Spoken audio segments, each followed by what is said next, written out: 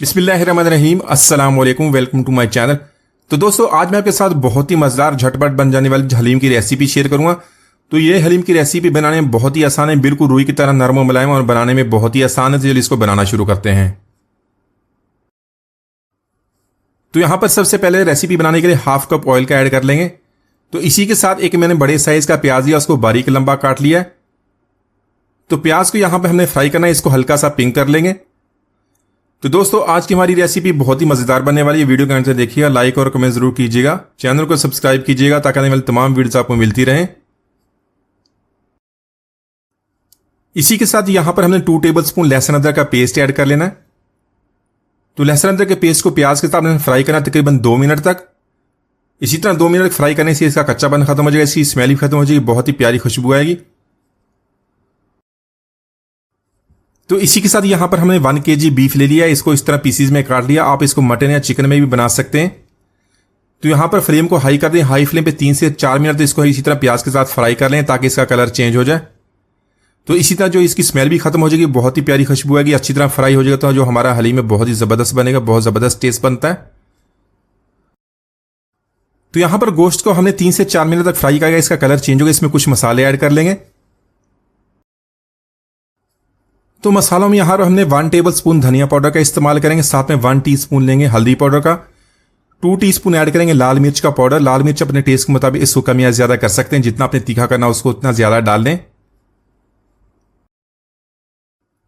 इसी के साथ हाफ टेबलस्पून लेंगे गरम मसाला पाउडर, इससे बहुत ही जबरदस्त खुशबू बनती है। साथ में 1 टेबलस्पून हम लेना नमक का, नमक अपने टेस्ट के मुताबिक कम या ज्यादा कर सकते हैं। 1 टीस्पून लेंगे कश्मीरी लाल मिर्च का, उससे बहुत ही जबरदस्त कलर बनता है। इसी के साथ 1 टीस्पून लेंगे जायफल जेवित्री का पाउडर, उससे बहुत ही प्यारी खुशबू बनेगी। तो यहां पर इन सारे मसालों को थोड़ा सा पानी ऐड करने के बाद बहुत अच्छी तरह भुनाई कर लेंगे ताकि इनके जो फ्लेवर्स हैं गोश्त के साथ अच्छी तरह मिक्स हो जाएं। तो इसके अलावा आप हलीम मसाला भी इस्तेमाल कर सकते हैं, जो छोटा पैकेट हलीम का मिलता है उसका मसाला इसके अंदर ऐड कर लें, अच्छी तरह इसकी भुनाई कर लें, लेकिन उसके बगैर इसका बहुत ही अच्छा टेस्ट बनेगा। इसी के साथ यहां पर हमने 2 सब्जी इलायची, 4 से 5 लौंग, 6 से 7 गोल काली मिर्च। तो यहां पर ये मसाले ऐड करने के बाद अच्छी तरह मिक्स कर लेंगे। मजीद 3 से 4 मिनट तक इसी तरह भुनाई करेंगे।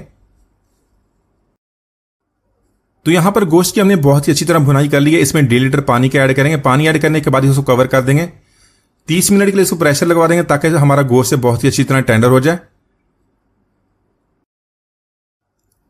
तो यहां पर गोश्त को हमने गला लिया, हमने प्रेशर कुकर का इस्तेमाल किया था, जिससे हमारा काम बहुत ही आसान होगा। 30 मिनट के अंदर ही हमारा गोश्त तैयार होगा। इसको एक दफा मैंने चेक कर लिया था। फ्लेम को यहां पर हमने ऑफ कर दिया। इसके ऊपर जो इस तरह ऑयल है इसको उतार लेंगे, इसको तरीके तौर पे इस्तेमाल करना है। तो इसी तरह ऑयल उतारने के बाद इसको हमने मैशर की मदद से हल्के हाथों से इसको मैश कर लेना ताकि इसके रेशे बन जाएं। तो यहां पर हमने मिक्स दालों का पैकेट ले लिया, इसको हमने रात भर के लिए पानी में भिगो दिया था। अगर आपके पास मिक्स दालों का पैकेट नहीं है जो हलीम के लिए होता है, तो आप घर में मौजूद दालों का इस्तेमाल कर सकते हैं। उसके लिए माश की दाल, मसूर की दाल, मूंग की दाल और चने की दाल को आप भिगो दें, साथ में थोड़ा सा गंदम व दलिया। इसी के साथ हमने थोड़े से चावल या 1/4 कप उसको भी पानी में भिगो दिया। तो यहां पर इन सारी चीजों का इस्तेमाल करेंगे। तो यहां पर दालों को हमने पानी में से निकाल लिया, इसको प्रेशर कुकर में ऐड कर लेंगे।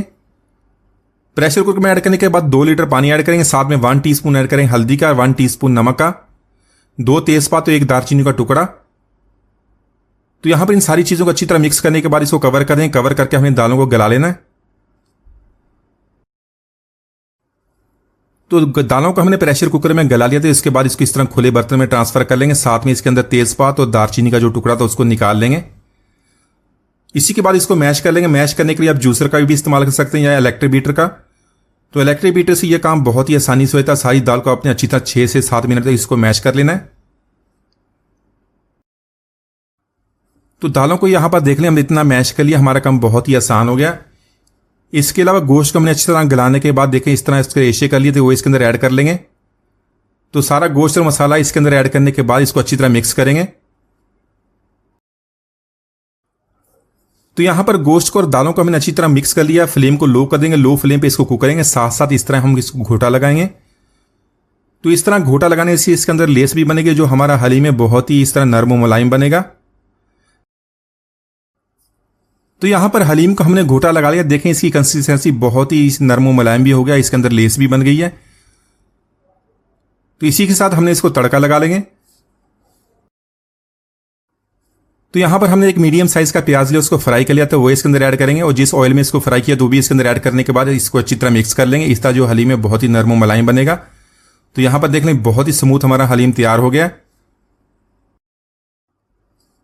तो यहाँ पर हलीम को इसी तरह सर्व करने के लिए एक बाउल में ऐड करेंगे। साथ में हमने इसके अंदर ऐड करना है चाट मसाला, फ्राई किया हुआ प्याज, बारीक कटा हुआ जूलियन कट अदरक, सब्ज मिर्च और साथ में हमने ऐड करनी है इसके अंदर पुदीना। इसी के साथ जो हमने इसके अंदर से तरी निकाली थी वो इसके अंदर ऐड कर लेंगे। ये दिखने में बहुत ही खूबसूरत लगती है, बहुत ही ज़बरदस्त टेस्ट बनता है। तो माशाल्लाह हमारा बहुत ही मज़ेदार हलीम मैंने बहुत ही आसानी से बना लिया। एक दफ़ा ज़रूर ट्राई कीजिएगा। उम्मीद आज की रेसिपी आपको पसंद आई। मिलते हैं, इजाज़त दीजिए, अल्लाह हाफिज़।